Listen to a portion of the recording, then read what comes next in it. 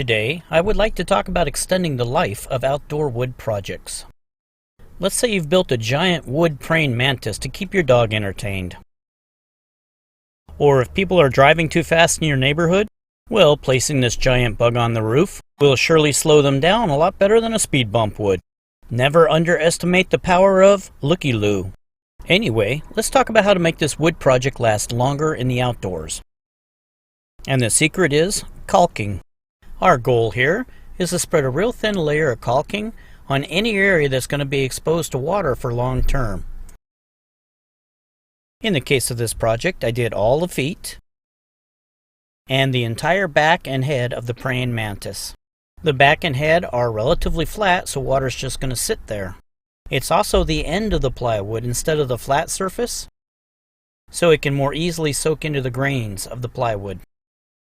Depending on how you apply the caulking, it can change the texture of your project. In my case, I wanted it to be rough like the exoskeleton of a real bug, so I used my finger to put on the caulking. If you want a smoother surface, use a straight edge of some sort for application.